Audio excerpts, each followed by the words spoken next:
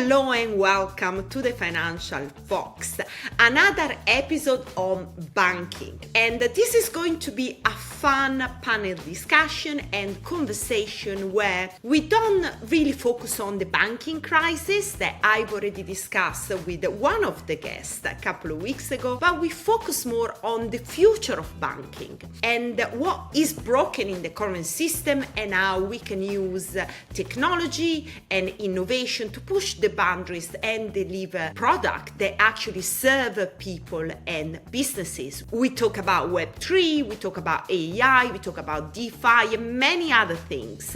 And we dive into the real problem that banking is facing now. But let me introduce you to my amazing guest, Emmanuel Daniel, the Asian banker, a top 10 fintech global influencer and the author of the best-selling book, The Great Transition, The Personalization of Finance is Here, and Sean Kiernan, the CEO of Greengage. Sean has held roles in executive management in financial services and banking for many years before deciding to create something completely new, Greengage, that is a pioneer in banking. Now, Greengage is also the official sponsor of the Financial Fox, and here is a sneak peek for you. Greengage provides e-money accounts for small and medium-sized enterprises, high net worth investors, and digital assets firms. They leverage the latest technologies, including blockchain, to unlock new funding and liquidity, a game-changing for many SMEs, which are fundamentally underserved by traditional financial services. As a client of Greengage, you will have a dedicated relationship manager,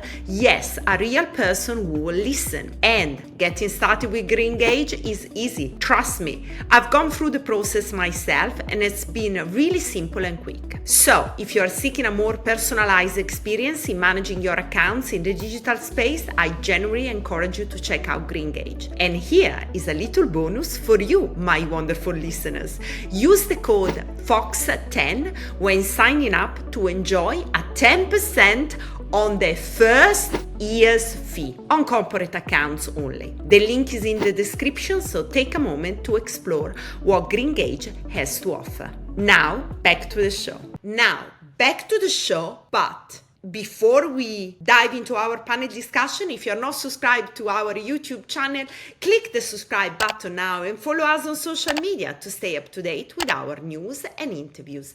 And if you have any comment that you want to share with us, any question that you would like us to answer, any suggestion, please get in touch with us. You can send me an email at steffi@financialfox.news. You can get in touch with us on social media. We are on Instagram, Twitter, and LinkedIn. Or you can add a comment in the comment section of the YouTube channel, because we want to hear from you. Hi, Emmanuel. Hi, Sean. Nice to have you on the show.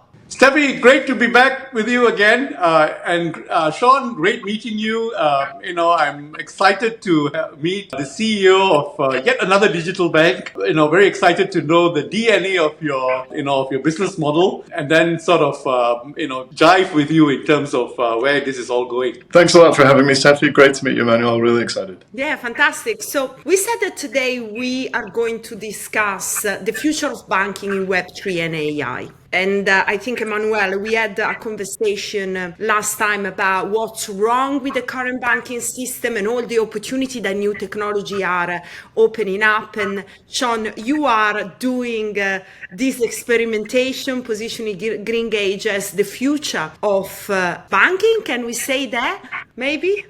Yeah, go for it. Exactly. So perhaps before we start, a quick introduction so all the listeners know who you are, what you do, and then we can just dive into it. My claim to fame is that I'm the founder of something called the Asian Banker 28 years ago. Which then became, the prominent or preeminent banking research company across the Asia-Pacific region. And then we started growing into the Middle East and Africa. And so we became not Asian anymore. And as banking became more fintech and everything else, we were not banker either. So we've rebranded to be Tab Global, taking the history of the name The Asian Banker, and then to globalize what we're doing.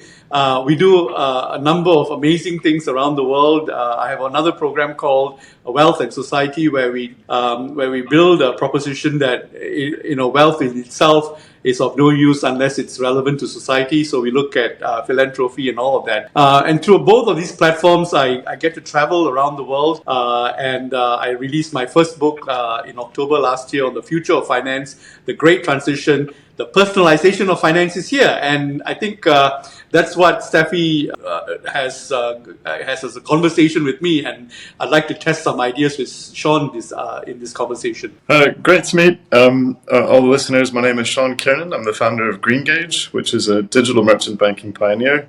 Really excited to hear Emmanuel's thoughts on this. We're what I call a non-banking fintech partner, in that we offer e-money banking services that are crypto-friendly to companies, individuals, and we combine, I think, the best of Coutts and Reevaluate. And for non-UK listeners, those are a fintech backend for 24/7 access with app and website, as well as a human being. So every single client has a banker or human that can speak with them about what they need. And we have alongside that a lending platform where we provide options for our clients to get access to loans from traditional sources, as well as the new digital stuff, which is very exciting. Yeah, wow. Okay, guys, let's get started. What is going to be the future of banking, in your view? Let's start with like the heavy question, and then we dive a little bit more into some specific topics like Web3 and AI as well. Before we start talking about the future of banking, what is the present of banking? And the present of banking, and I want to throw this in for discussion. I want to say that the banking industry missed the API revolution, okay, and the open source revolution. We are now in the year 2023, about 15 years after open source computing became mainstay. The large IT companies like Microsoft and Adobe and SAP and even Oracle have got architectures where they allow their users to decide how they want to interface with the applications, with the platforms that they provide. And what did the banking industry do? The regulators put the fear of God into the industry and said the data that sits inside your institution is more important than the data that sits outside your institution. And so the banking industry has become introverted, and the API revolution has kept evolving. It moved into the blockchain environment, the cryptocurrency ecosystems. So today, you cannot be a serious technology player if you're not open source and if you're not API driven. And yet, finance thinks that it's going to ace the technology revolution and sit on top of it. And that is why the distraction or the competition that's coming in from decentralized finance is going to be the tail that wags the dog, which is it's going to set the rules. It already is setting the rules by which traditional banks have to respond to. So I'm going to start by throwing that in, and any reaction is fine, and then let's build on that too. I love what you said about the API revolution. I never heard that. I think you're spot on, actually. I think the plumbing of banking hasn't changed very much at all in the last couple of decades. The front end experience, the way it surfaces on your phone or kind of the interface, it's much more digital and whizzy. But the back end is pretty antiquated. And I think that's why blockchain, DLT, the whole Web3 world is so exciting, because these are ways to re-engineer the back end. And if the back end is fully digital, the stuff on top can be a lot cheaper, more intuitive, more useful for clients. And we're just seeing the start of that, really. Is there a reason why, it's all about control? That's the reason why banking has not been able to innovate or to look out? It started with that. The regulators that I have met in various jurisdictions, in the UK, in the US, in Singapore, they all had a secret ambition at the start of the disruption that the fintech players were originally bringing into the industry in the late 2010s that they wanted to absorb all of this innovation and preserve the banking industry as they know it. When you see fintech architecture where the regulators put the fintechs into sandboxes, as they call it, the idea is not that they want to regulate or moderate the process. The idea was to absorb all of the energy and bring it back into the legacy banking system. Larry Summers himself said that, by the way, that we need to keep the intermediation business because that's something that we understand and that's something that we can monetize, and that's something that we can control the economy with. They have no ideas beyond that. So what has happened so far is two very important things. That the digitization of finance has created uncontrollable features, like when we saw Silicon Valley Bank go under over a weekend. When you digitize the deposit business, you're dealing with speed that you was never able to deal with before. And when you do it with the deposit business, it's also affecting the treasury side of the banking business. So when you look at what a treasurer does on a daily basis, he's now no longer able to moderate all of the factors that he has to deal with on a daily basis, using the existing technology that we have. And then on crypto, an entire treasury function is being built on an app, on the back of an algorithm, and by freelancers for contributing to the process.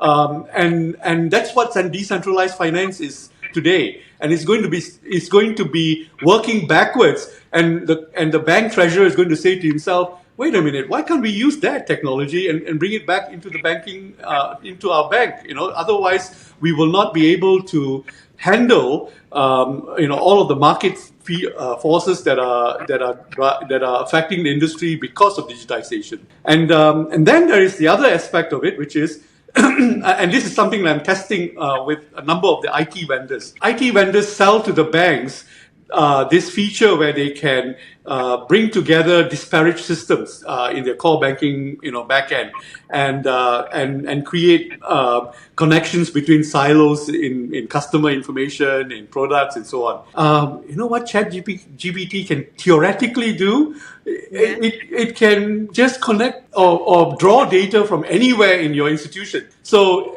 technically, it's a given. But the vendors are saying to me that's not what's happening yet. But I'm just testing the idea. So and I want to see at which point will the whole idea of a core banking system become totally redundant. It's been very interesting. I've set up a bank before. I used to work at Credit Suisse from scratch, and the technology that a bank used to use was very much a single core operating system, and you had a single provider who offered all the bells and whistles, and it was quite clunky if you wanted to change anything. And that's moved on a lot. You have a very thin core banking system now, I think best practice. And you layer on a constellation of apps around that. And in a way, that's a step towards what I see. I think we would agree, kind of the Web3 journey of DeFi probably becoming the plumbing of banking. But you'll need contexts of perhaps walled gardens or whitelisted addresses if you're going to allow monies to pass through that are not just in the safe space of your own balance sheet. And I completely agree that for us, when I set up Greengage, I did want a full banking license. And having watched what's happened in the market, particularly our clients being very sophisticated and digitally savvy, we cannot build a fractional reserve lending book if our deposits are not sticky. We're seeing now clients that can port their assets at the push of a button in the millions. And if they can do that, it's very difficult for treasury and credit systems to grow a sustainable book. I think the biggest banks still, the names like JP Morgan, etc., will have a sustainable business model for that because they're so plugged in and so big. But for a startup bank or a challenger bank, it's tricky. And so our model, and why I was so conscious thinking about how do we deliver what banking is, which is, I see it as two functions generally, providing liquidity and the pricing of risk. If we can deliver those functions with a different model, which is approximating what the services of a bank are, i.e. e-money banking services, so having accounts where the funds do not sit on our balance sheet, but they sit in a third-party custodian and so are safe, and we're not using them for reserve lending. And then providing lending by plugging into third parties. That's the way we can still deliver what the clients are looking for, but I agree. I think that the fully tech dream of kind of smart contracts and all the innovation that's happening that you can do on your phone or computer, people still want a user interface. So they have a medium of trust to be able to access these services. And it's very difficult to know best in class when you have all these different solutions and almost I call it kind of the Cambrian explosion of life that we're seeing just as people come up with different apps on everything all the time. You do need a specialist to kind of sift through the wheat and the chaff and bring the right things to you as a client and understanding you as a client. And that's why we focused on relationships and transactional data as a source of truth for what we think is a sustainable business model. So that's very interesting because it tied up very well with Emmanuel, with your views of personalization of banking. And Sean, for what I'm understanding while you're talking is our focus, Greengage focus is really like the clients, the person, and that that's the personalized banking experience they need to have. So. And then you have got Web3 that is all about experience. So how we are kind of tied everything up together and how this new banking is looking like? I mean, I see this as two broad trends, if I may. One, which is the pure tech, and I would call this the Terminator style, where the tech itself is the end goal, and you can work with the tech to deliver whatever solutions you want. The vision that I'm pursuing, which I think can sit in complement or in parallel, is more what I would call the Ironman or Iron Woman style, where the tech is an enabler, kind of it makes what we do possible. But I think at the end of the day, we are still people, and people want to work with people that are kind of able to moderate the tech and work with them to find the right solution for them. That's the approach that I feel more comfortable with. It's my background. I'm not saying the other kind of Terminator style pure tech is wrong. I think they'll exist together and we can learn from each other. The thing that I tell bankers today is that if the product doesn't change, nothing changed. Okay? So, and I have this mantra, I put it in my book, and that's how I test how innovative any business is, not just financial institutions. Then the question is, what about financial services needs to change? If it's going to be the product of innovation, if it is going to be the result of the transformations that we talk about. If 30 years from now we are still selling good old-fashioned deposits and mortgages, So then I applied a lot of my thinking into how this has taken place in other industries, and I used the famous example of Kodak, where they practically invented the digital camera and then sat on it and was totally in love with their traditional products, which was the 35mm physical film, and they advertised it continuously. In 2001, Sony came up with the Cybershot. And that put digital on consumer cameras. And then 2007, the iPhone was invented. And 2010, Kodak went into liquidation. So then I was trying to imagine how that would be in the financial services industry. And it took me a long time. And then I said, the product that needs to change the most is the deposit product, because that was the most beloved of products, and that was the product that was being digitized most of all. And I thought about this long before Silicon Valley Bank. And then I drew up the formula or the roadmap, where because deposits are digitized, the value in the deposits business is not that it pays a 1% interest so that it's compounded over a lifetime and you generate wealth, but it's in the utility of the deposit business to be able to access a whole range of digital platforms and so on. And that's where your Web3 thing comes in, right? And that's how I think your Web3 idea comes into play. And then the digital wallet players, and now there's a whole range of them, from basic digital banking accounts to crypto. I mean, just the whole range of them. Are moving the goalposts, as it were. So the thing is that, and this is something I want to throw at Sean for a reaction. This is something that I thought that then how would the product itself evolve over time, and what should banks focus on? Cut a long story short, I came to the conclusion that the conversation is the product. The ability to process a lot of information on what your customer is telling you is the product. And from there you will figure out what your customers want to do and create the interfaces that your customers need to interact. Now, this is all theory. I mean, it's easy for me when I don't run a bank to think about these things, but and I'm happy with any form of reaction that Sean might have on these thoughts. I mean, I'm slightly I feel for banks these days. I think that they're having a lot of struggles. We hear of banks de-banking or even de-lending now these days. They're kind of in a fuddle. And where I'm thinking, and I think you're spot on with the deposit bases, where almost they've lost the plot is they're not listening anymore to clients. The kind of the demands of a client, and going back to basics, is they're looking for safety, they're looking for some kind of yield, they're looking for something to help them grow either their personal lives or their businesses. And if you focus on deposits specifically, like that is the source of truth, because that is the rainy day money. That's the money that they use for whatever they do day to day. And if we're thinking of what we see in, for example, the stablecoin space, we're now seeing options for clients to treat yield-bearing instruments in the form of some kind of money, so digitized money market funds or even treasuries. And if you look at what banks are actually paying on current accounts or, say, term deposits, this is well below the base rate in many cases, and they're pocketing a nice spread, which I know the governments are not so happy about. But if consumers had a choice, and if they had access to multiple systems, and people were educated to a level where they had a user interface which allowed them to access different types of products, and they weren't just restricted to a tied agent model where they were only seeing one or two things from the single source of truth, their own bank, we end up with a revolution where you can perhaps get access to more money that clients could then place in different types of products, and those types of products can in turn power more lending.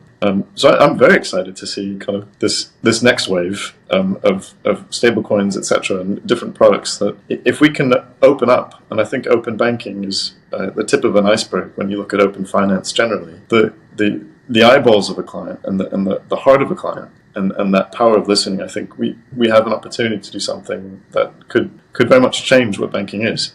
And it's not really just about crypto. It's not what the crypto revolution has brought. Then, maybe bank is trying to be a bit conservative, like Sean, like what we have seen with HSBC. They kind of put down the limits for anything to do with crypto. So they're kind of like looking inwards, protecting themselves. It's much more. That's what we are saying, that there is a problem in banking that it goes beyond what crypto has brought, and is really not listening at people. I like Emmanuel, what you said about really the product is the conversation, is getting those data and creating those new relationships where you can adapt and change your product. Now, I want to throw on the table something else that is going to be, and very interested to see what you think about it. So one of the big problems that everybody is talking about is banking the unbanked. What we are saying about people that don't have banking, maybe they don't have traditional banking, what banking can do, how we are going to solve this problem. When every time I hear someone making that comment, that the idea is to introduce the poor unbanked people into the banking industry, why would you do that? Why would you bring somebody into an industry that is extractive, that is leveraged, that is expensive, and bring the poor people in there? A guy who's got credit card debts is like $30,000 in debt, and the poor person who's got $1 is still richer than him. So why do you want to bring the poor people into the debt market of the consumer debt market of the guy who is in the banking system? So the thing is this: people don't want mortgages; they want home. People don't want an automobile loan; they want a car. So the poor don't want a banking account. Liability, yeah. They want capital to build a business. So that's the problem we need to solve. And decentralized finance offers us many new models that we can explore, where we can help the poor or the unbanked to solve problems. And that's how the mindset should be, which is, what is the problem that we are solving here? We are not wanting to solve the banking problem. We want to solve the financing problem of the whole world. And then guess what? When I pay close attention to what happens when the poor are onboarded to all these lending platforms and so on, they still continue to be milked, to be taken advantage of. The interest rate for microfinance has not dropped a cent. The money lenders in India, for example, were charging like 30%, compounded on an annual basis for money that they lend. And when the microfinance lenders came into the marketplace, and many of these were the Indians who had moved to the US and set up venture capital funds, and then moved back to start their own microfinance business, their interest rates were also 30%. And because there were multiple microfinance players lending to the same target audience, which was, itinerant workers coming from the villages into the city, suicide rates went up. And in one state, Andhra Pradesh, they banned microfinance. And then I looked at the data 10 years later, and the borrowing for the unbanked went back to the traditional money lenders as a result. And around the world, there's not been an abatement in interest rates charged to the underbanked, especially when they're onboarded to technology platforms. So now the thing is this: we really need to rephrase this question. And anybody who says that the idea of onboarding or giving access to banking to unbanked people need to re-examine that sentence and say, why would you want to bring people back into the banking industry? And there are other models today that are more workable. And I've said this in my book, things like community currencies and all of that, and game to play, ways in which real communities have used new Web3 platforms to generate income that they otherwise would not have been able to, things like that. So anyway, that's my reaction to your question. Brilliant point, Emmanuel. Sean? It's a very interesting take on it. I mean, I think you can even draw a similar parallel to the US housing crisis and what kind of prompted the global credit issues we've all been experiencing the last decade. In that people that were given access to mortgages couldn't really afford them in some cases, but that led then to people then not really having homes if you were given something that you weren't yet in a position to be able to afford. I think the bit other than credit, and I agree with you, there's innovative ways to get people access to money that doesn't have to be lending as such. It could be you earn through a game, as you say, or maybe there's social approaches to incentivizing taking on risk beyond just the financial. I think the biggest thing is liquidity and the access of information. I think in particularly emerging markets, and here the concept of everyday DeFi or opening up just transparency to be able to move money around without somebody taking a heavy clip and hiding information from you on what maybe a commodity or good or service should cost. These are the bits that I think we need to go and as an industry find solutions to help people, because as soon as you enfranchise people into these solutions, you open up a whole new consumer class, which for all of us is better, and you give people a foot in the ladder, which I think opens up opportunities for them as well as for the emerging and developed markets alike. Lending is tricky, though. I understand your point. I think lending is something that is necessary for a healthily functioning economy. I think it's just always a question of and it's a delicate balance, because often people that have difficulty in paying a loan are the ones that most need the loan. So the act of underwriting is something that is very specialist. I have a lot of time for people that do it well, but not many people do. So Sean, let's talk a little bit more about this topic and moving maybe to SMEs, because Emmanuel, we want to get your thoughts as well. So we don't talk about unbanked, we talk about unserved, small and medium enterprise business. They are struggling to get funding, to get liquidity. We were looking with Sean some data. I mean, what was 2 billion that the Bank of England said of funding? 22. 22, not 2. What I'm Yeah. saying, 22. So, I mean, those are really big numbers. And how can you change the system to serve these?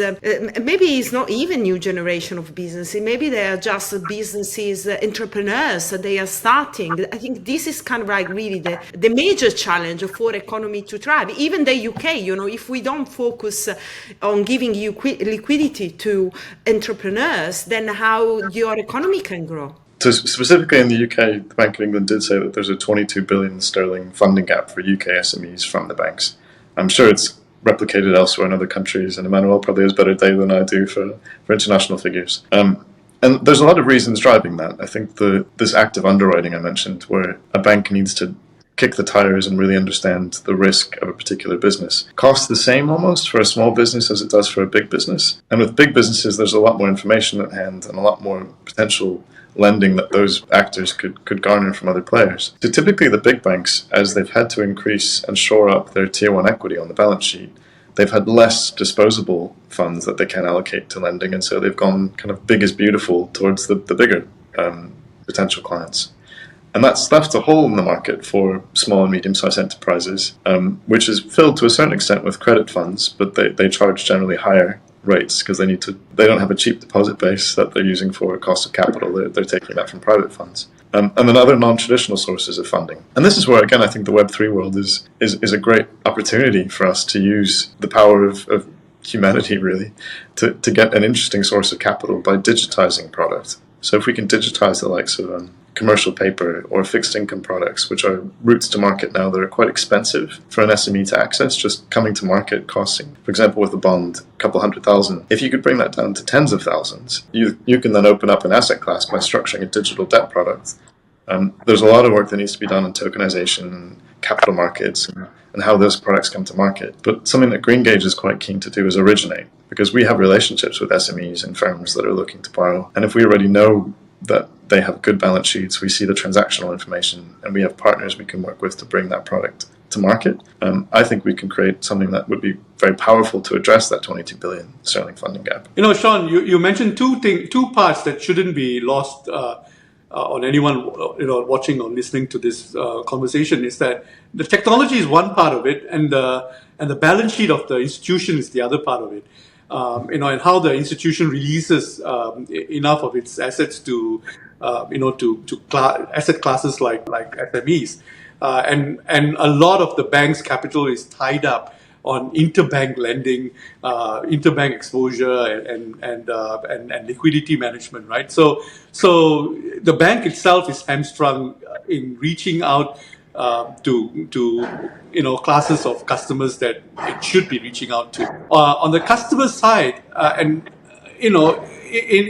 its entirety, what we're dealing with when it comes to SMEs is the symmetry of information, which is that there are lots of information on the SMEs that the bank has got no access to, and there's lots of information on funding that the SMEs have no access to.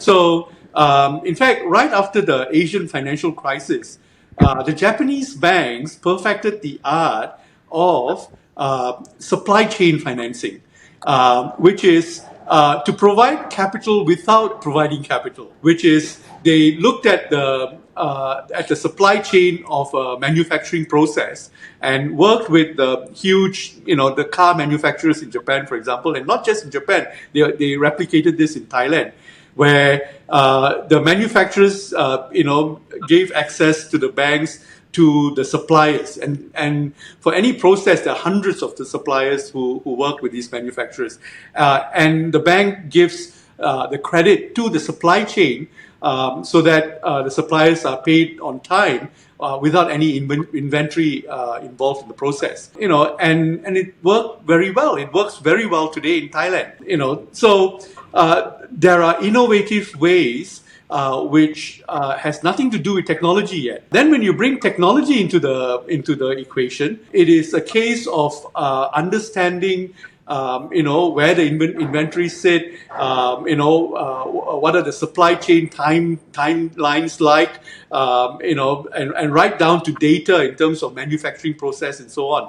When you take all of that into account, the bank has new forms of credit profiling that didn't exist before.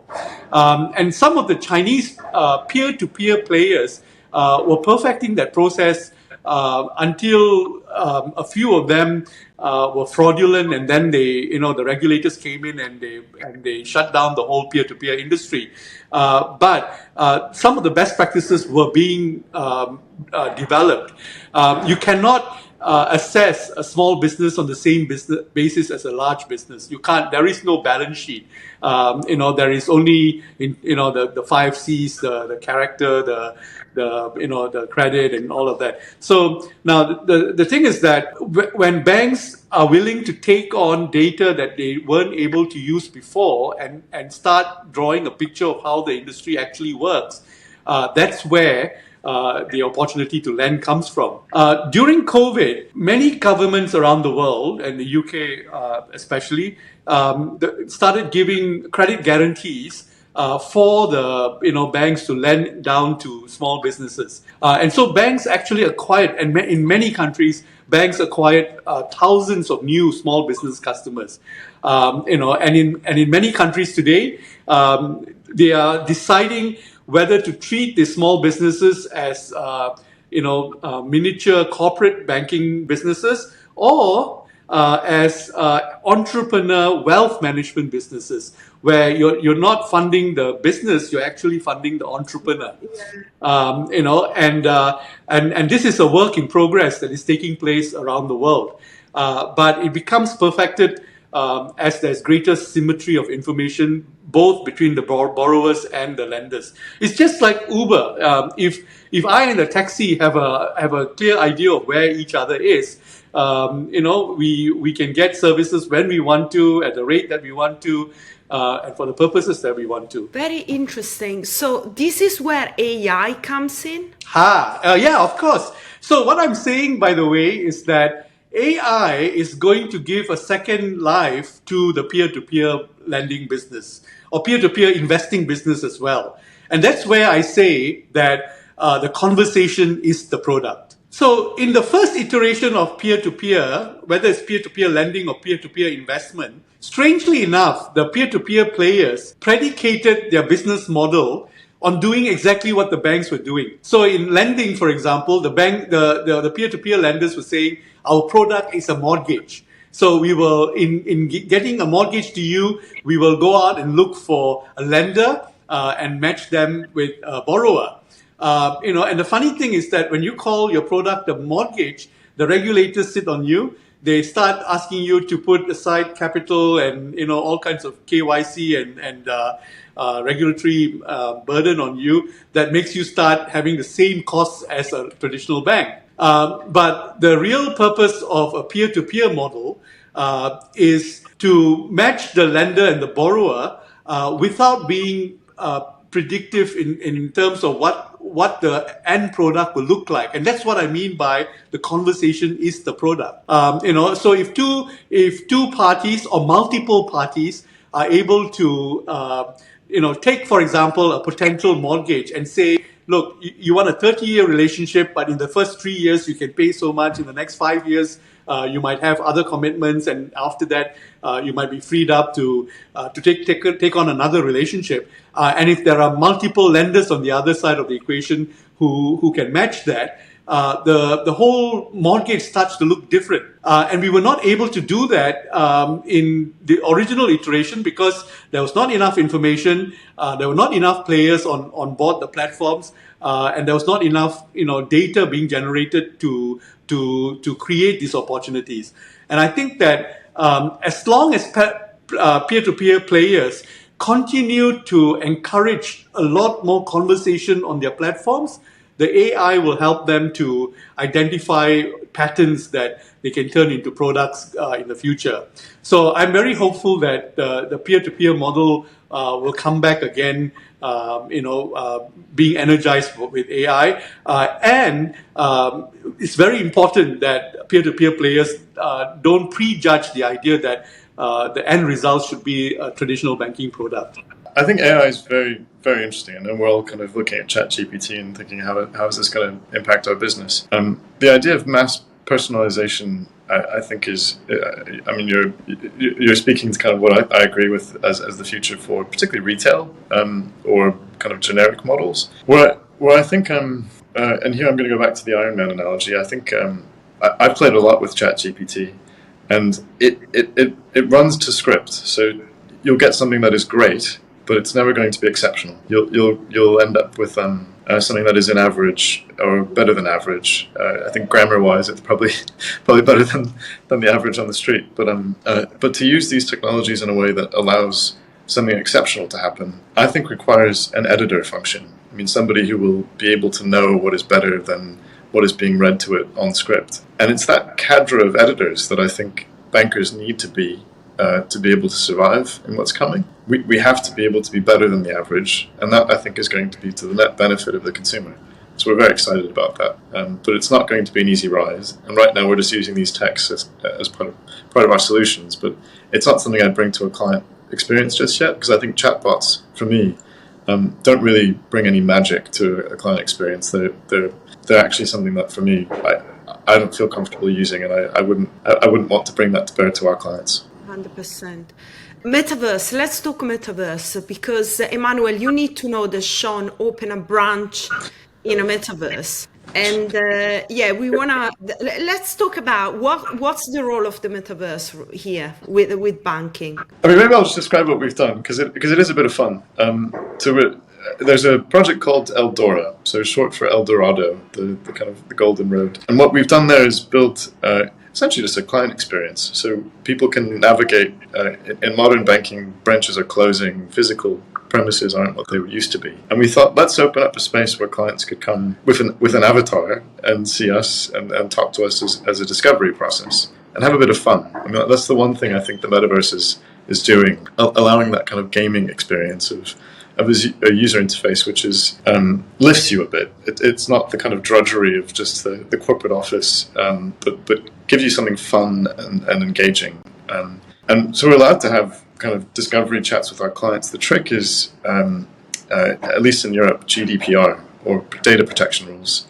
The Metaverse is an open platform, so if we're having chats with our clients that are then confidential, as of now, we have to take those offline. But I think there will be solutions in place where we're allowed to maybe do more on Metaverse discussions, maybe in hidden rooms, or we'll find a way to do it. It's just a matter of testing and time. Sean, if you allow me to say this, okay, if customers are not entering a branch in the physical world, what makes you think that they will enter a branch in the Metaverse world? I mean, that's my thing on the Metaverse. But coming back to the point that I originally made, which is that banks had missed the API revolution. The Metaverse is a beautiful place for the API revolution to come into full fruition, where you allow your customers to build their own apps around their relationship with you. So this is something which this is something which banks need to think about, but they've spent so much time killing the API revolution within the institution, and this is what I say to some of the fintech players, which is that the banks have reduced the fintech API players into patch solution vendors. In other words, you are an API only if you are able to come in and solve some of the big problems that we have in the institution, in the bank. And it's not a criticism of any one player. It's just a general trend that I see everywhere. And a lot of the fintech players who could have built amazing APIs around an institution, that just didn't happen, basically. So I think that the Metaverse sets the stage for banks to be facilitators of everybody who operates in the metaverse to navigate their way through, live their lives, interact with each other, exist in the networked world. But in order to do that, the banking industry should allow every user to build their own APIs in the metaverse, and that's the real holy grail to succeed in the metaverse. That's how I see it. By the way, I see two things. One, if I may, I think I agree with you that you would need a user to have some kind of financial passport or some unique form of digital identity to access, say, an open API layer for them to really have a proper suite of products that they can access, either in the metaverse or otherwise. The reason why I think clients are looking for a digital experience is they are looking for branch access. They're just not getting it anymore because of the cost base of banks. A lot of banks are closing physical branches, whereas people actually do want to go in a branch. And it's not for day-to-day stuff necessarily. It's for that time when something doesn't work or they need help with a particular complicated form. And that's when we thought we can deliver this at a cost-effective layer because it is digital. And when someone comes in the branch, you don't need to staff somebody 24/7 to kind of wait at a desk twiddling their thumbs. You can get an email prompt that a member of the sales team can go in and log in, load up their avatar at the point of that person coming in. So efficiency-wise, you're delivering an experience that it's not the same as in person, of course, but it's as close as you can get in a way that's still real. So it's not a chatbot. It's a hello. It's a let me answer your questions. Let me listen to you. And I think that customer experience is something that we are very confident will survive in a metaverse style format. But I agree with you. I think the way that then the user or the client needs to engage is we also need to know who they are. We can do this anonymously for the hello, but for us to open up any goods or service, you need to know exactly who you're dealing with because of AML regs, etc. Yeah, it's all come down to the things that we discussed, which is conversation is the product. We need to get data. We need to discover those. We need to collect those data. It's a discovery, like Sean, like you said. So hopefully, the banking system can come up with something that is innovative, is new, with a new narrative, like we said, rather than talking about banking the unbanked, is using a different mindset. I think that's right, and it's great to see what new fintech company are doing, like Greengage, pushing the boundaries and try to innovate and be useful to people and to companies. So I think it's pretty exciting. Actually, I wanted to ask Sean a question because the problem with being a digital bank today is that the pressures of being profitable as quickly as possible are very high, right? So it's one thing to So I was just thinking to ask Sean, like, what are the pressures that you have, and like immediate milestones that you're working on that are revenue generating and still keeping you in the direction that you want to go. I'm curious to know because it's one thing to be forward looking and all that like me, but it's another thing to actually run a business. So yeah, and it's not easy to make a profitable business, and we're not profitable yet, but we're getting there. It's all about, for me, client experiences and getting longevity with client relationships, making sure that they know that they're valued. And the profits that I've seen banks take for fairly standard products are usurious on one level.